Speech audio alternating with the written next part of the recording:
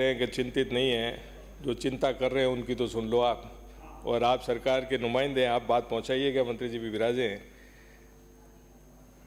हर सरकार प्रयास करती है अपनी तरफ से। इस देश में शिक्षा के क्षेत्र में लाखों करोड़ों का रुपए खर्च होता है। मेरी तो कई बार मैं जब पढ़ता हूँ तो लगता है कि जैसे अमेरिका जैसी डेवलप्ड कंट्री है, वहाँ पे शिक्षा सरकार का ही दायित्व है, सरकार ही चलाती है, वहाँ प्राइवेट सेक्टर की स्कूल एजुकेशन नहीं है। होना यही चाहिए कि सरकार की कंट्रोल में हो, सरकार की स्थितियाँ बने, और आप सभी ने प्रयास किए, हमारी सरकार ने भी किए। चाहे पिछली सरकार ने सारी स्कूलों को 12वीं स्कूल कर दी, मैं तो आपसे भी कह रहा हूँ कुछ ऐसी योजना लाएं ताकि जो प्राइमरी स्कूलें हैं 20-20, 30-30 साल से चल रही है, उन स्कूलों को भी आप कुछ सोचिए, जहाँ के बच्चों की स्ट्रेंथ अच्छी हो, उन स्कूलों को भी क्रमोन्नत करने का प्रयास आप लोगों को प्राइमरी से मिडिल करना चाहिए। शिक्षा, कई बार सोचते हैं शिक्षा के बारे में, तो हम लोग, हमारे बच्चे IIT की परीक्षाएं देते हैं, 1 लाख में से 1000 बच्चे सेलेक्ट होते हैं और 99,000 जितने भी हैं वो सारे रिजेक्टेड होते हैं।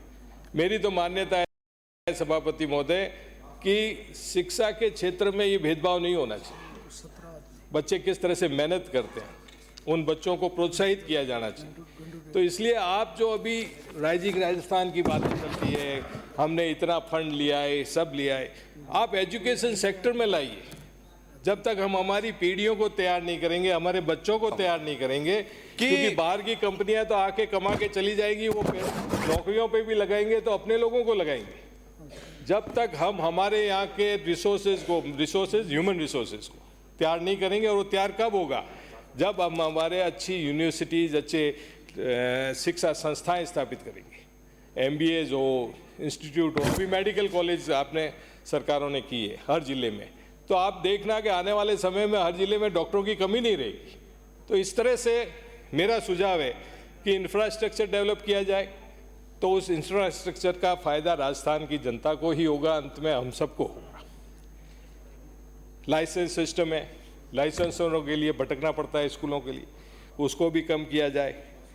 शिक्षा की स्थिति तो ये है, मैं अभी ये न्यूज़ देख रहा था पत्रिका की कि कक्षाएं नहीं, राजस्थान यूनिवर्सिटी की न्यूज़ है, कक्षाएं नहीं लगती, परिणाम गिर रहा, सिलेबस तक उपलब्ध नहीं है। इस तरफ भी सरकार को ध्यान देना चाहिए। इसी तरह से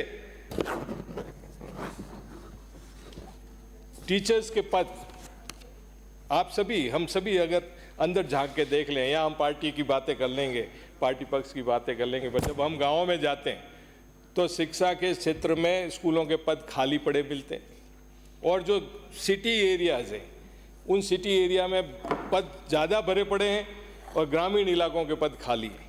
तो शिक्षा मंत्री जी विराजे हैं, मैं तो यही निवेदन करना चाहूँगा कि ऐसी कोई नीति बनाए कि ज़्यादा से ज़्यादा हर स्कूल में प्रोपोर्शनली बच्चे और टीचर्स के अनुपात में स्थिति रहे। वहाँ पे वाइस प्रिंसिपल्स के प्रमोशंस आपने कर दिए, और सभी एक जगह बैठे, अभी तक उनको प्रिंसिपल्स के प्रमोशन हो गए, उनको भी नहीं लगाया गया। इस चीज़ को भी आप ध्यान दें। डेपुटेशन, एक सबसे बड़ा रोग है डेपुटेशन। डेपुटेशन पे शिक्षकों को भेज दिया जाता है, अधिकारी लोग लेके चले जाते हैं, SDM ऑफिस में, तहसील में, सब जगह बिठा दिए जाते हैं। इस डेपुटेशन के रोग को भी आप कम कीजिए, क्योंकि अगर डेपुटेशन नहीं होगा तो पद खाली नहीं रहेंगे। ये मेरा आपको सुझाव है। इसके अलावा मैं आपसे निवेदन करना चाहूँगा उच्च शिक्षा के बारे में। उच्च शिक्षा के बारे में भीनमाल में 1966 में कॉलेज खुली थी मंत्री जी, 1966 में, और भामाशाह ने उस कॉलेज को खोला था। 1648 नियमित विद्यार्थी हैं वहाँ पे, और जिसमें विज्ञान संकाय है, कला संकाय है, वाणिज्य संकाय है। कला संकाय में 1333 के करीब स्टूडेंट है, पर UG में खाली एक विषय है वहाँ पे अभी तक, हिंदी का। PG में, UG में नहीं, PG में उस विषय में, और आपको वहाँ सबसे बड़ी मांग है अभी कि भूगोल, संस्कृत, समाजशास्त्र, अर्थशास्त्र, अंग्रेजी, साहित्य, विज्ञान, ये सारे शुरू करेंगे तब लोगों को लाभ मिलेगा।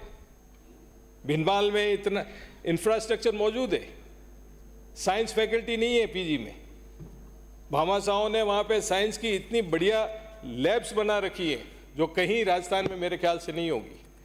आप इनिशिएट करें, इसलिए मैंने इंसिस्ट किया कि हम राजस्थान की बातें करते हैं, इन्वेस्टमेंट लाने की बात करते हैं। इन्वेस्टमेंट लाइए आप शिक्षा के क्षेत्र में, एजुकेशन के क्षेत्र में, और तब हमारी पीढ़ियों को हम आगे के लिए तैयार कर पाएंगे।